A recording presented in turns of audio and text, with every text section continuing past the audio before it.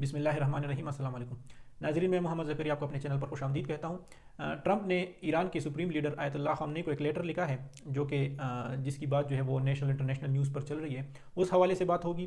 اس کے ساتھ ساتھ یونائٹڈ اسٹیٹ کے ڈیفنس سسٹم پر بات کریں گے کہ ان کا ڈیفنس سسٹم جو ہے وہ کتنا اسٹرانگ ہے، اور مسلمان ریاستیں جو ہیں، جو مسلم اسٹیٹ ہیں، ان کے ڈیفنس سسٹم کے حوالے سے اسلام کا کیا حکم ہے، اور جو ویسٹرن ڈیفنس سسٹم ہے یہ کس ویسٹرن فلاسفر کی فلاسفی پہ جو ہے وہ بیسڈ ہے، اس حوالے سے بات ہوگی۔ تو شروع کرتے ہیں ڈونلڈ ٹرمپ کے اس لیٹر سے جو اس نے آیت اللہ خامنئی کو لکھا ہے۔ ٹرمپ نے ایک لیٹر لکھا ہے ایران کو، اور وہ اس میں مذاکرات کی دعوت دیتے ہیں، اور ڈونلڈ ٹرمپ چاہتے ہیں کہ ایران جو ہے یہ ایٹمی قوت نہ بنے، اور ایران جو ہے وہ کافی عرصے سے اس پر کام کر رہا ہے کہ وہ ایٹمی قوت بن سکے، چونکہ ایران کے ساتھ اس ریجن میں جو ہے وہ اسرائیل بھی ہے، اور یونائٹڈ اسٹیٹ چاہتا ہے کہ ایران جو ہے یہ ایٹمی قوت نہ بنے تاکہ جو اسرائیل ہے وہ سیف رہ سکے۔ لیکن ایران جو ہے وہ کافی عرصے سے اینٹ کا جواب جو ہے وہ پتھر سے دیتا آ رہا ہے، اور وہ اس بار بھی ایران کے جو وزیر خارجہ ہے اس نے کہا ہے، اس نے اس بات کو مسترد کیا ہے کہ دھمکیوں کے ساتھ جو ہم مذاکرات نہیں کریں گے۔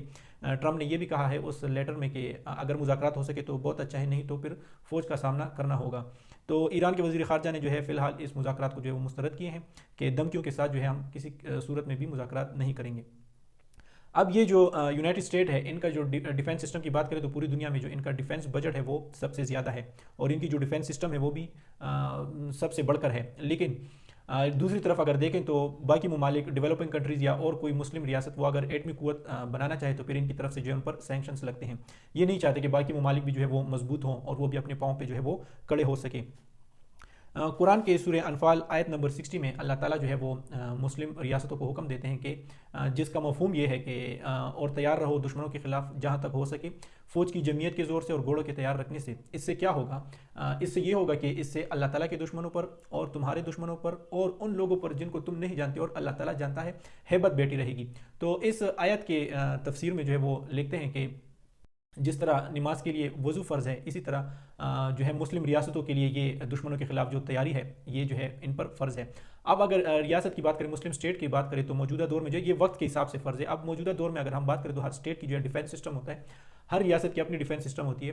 تو اگر ہم کسی بھی اسٹیٹ کی بات کریں تو موجودہ دور میں جو ڈیفنس سسٹم ہے اس میں اس کے 3 امپورٹنٹ برانچز ہیں، جس میں ایک ایئر ڈیفنس سسٹم ہے، دوسرا جو ہے وہ نیوی ہے، نیوی فورس، ایئر فورس، اور تیسرا جو ہے وہ زمینی فوج ہے۔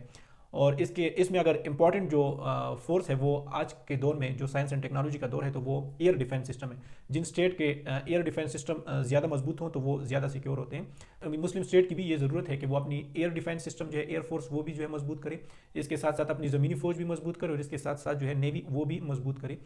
تو اب جو ایران جو ہے یہ بھی اپنے آپ کو جو ہے وہ سیکیور کرنے کے لیے ایٹمی قوت بنا رہا ہے۔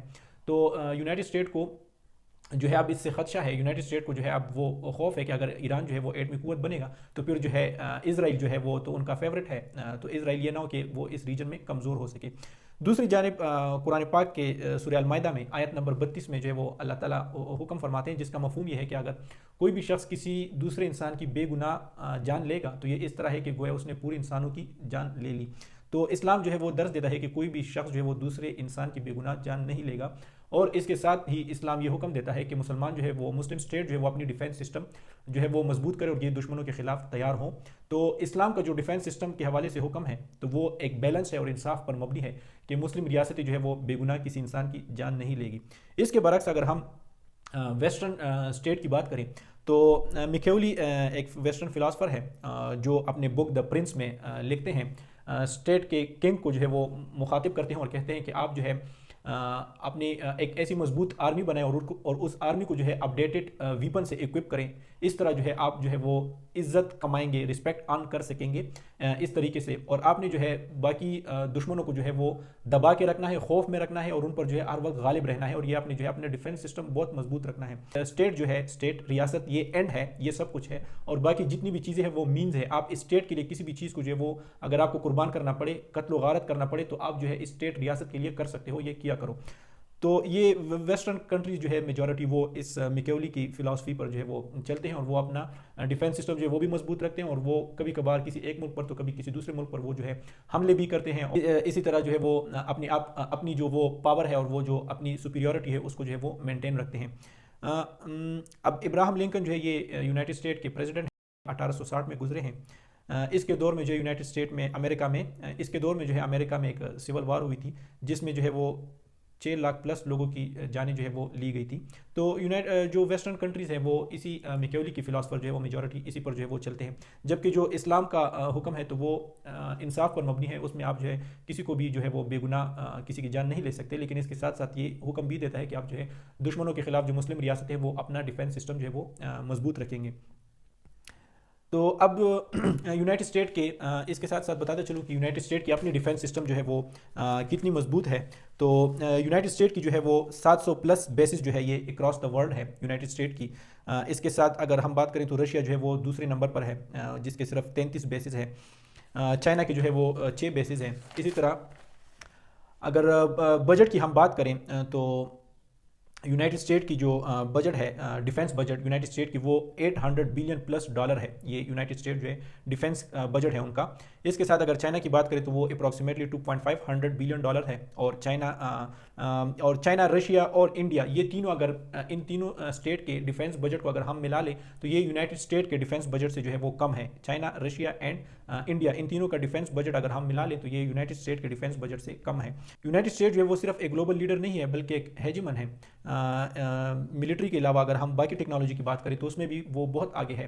انٹرنیٹ ہو گیا, واٹس ایپ ہو گیا, یوٹیوب ہو گیا, مائکروسافٹ, ای میل, ٹیلی فون, یہ ان سب چیزوں میں جو ہے وہ کافی آگے ہیں. ناسا کی بات کریں, اسپیس کی بات کریں تو ان سب چیزوں میں وہ جو ہے آگے ہے. صرف چائنا نے جو ہے وہ 5G میں تھوڑا ٹف ٹائم دیا ہے یونائٹڈ اسٹیٹ کو, لیکن سٹل ان کا جو ڈیفینس بجٹ ہے, جو ڈیفینس سسٹم ہے اور جو ٹیکنالوجی میں جو ہے وہ کافی آگے ہیں اور وہ باقی ریاستوں کو جو ہے اوپر آنے نہیں دیتے. تو یہی وجہ ہے وہ سب کو جو ہے اپنے ہاتھ کے نیچے رکھنا چاہتے ہیں.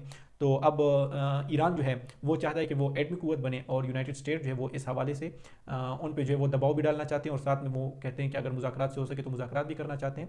لیکن ایران جو ہے وہ اب تک اینٹ کا جواب جو ہے وہ پتھر سے دیتا آ رہا ہے. آگے دیکھیں گے کہ ایران جو ہے وہ یونائٹڈ اسٹیٹ کے اس پریشر کو اور اس کے اس لیٹر کا جواب جو ہے وہ کس طرح دیتے ہیں اور کس طرح جو ہے وہ ہینڈل کرتے ہیں. فی الحال تو ایران کے وزیر خارجہ نے یہی کہا ہے کہ ہم جو ہے دھمکیوں کے ساتھ جو ہے کسی طرح کے مذاکرات جو ہے وہ نہیں کریں گے, کہ یونائٹڈ اسٹیٹ دھمکیاں بھی دیں گے اور ساتھ میں جو ہے مذاکرات بھی چلتے رہیں گے. تو اس طرح نہیں ہوگا.